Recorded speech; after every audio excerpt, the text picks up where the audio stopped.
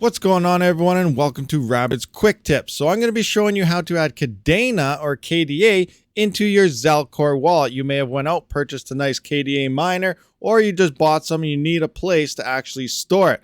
And some people are having issues trying to get KDA into your Zelcore wallet, so this is for you. Once you've logged into Zelcore, usually you just click on payments here and you manage your assets. Now, as you can see, when you hit add assets and then you look for KDA itself, you can find FLUX KDA or the testnet KDA, so test KDA.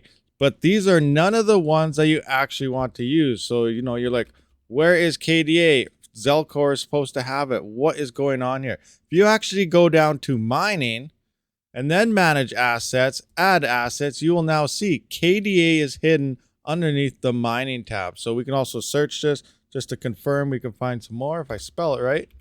And now, we can find the FLUX KDA, we got the normal KDA, as well as the testnet KDA. So we're just going to click on KDA here, and it added it up. There we go.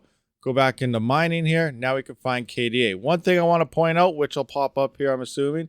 Yes, so Kadena actually chain is migrating to a secure K address. So if you go to your addresses here, this is the address you would use to copy to your wallet. You will see you have two addresses here. One's the older one and the new K address. You must use your new K address or you may potentially lose funds. So just a pro tip right there. Use the one that does start with the K. And there you have it. You can now receive whether it's KDA mining profits or if it's just trying to buy the coin itself into the Zelcore wallet. Thank you very much. Thank you for watching my video, and if you haven't seen one of these, be sure to check them out. And if you already seen them, maybe you missed something, might have to watch it one more time. And if you just let it play in the background, that's all right as well. I do try to live stream every weekend as well as every couple days during the week, so be sure to be subscribed so you don't miss that. As always, have a great day.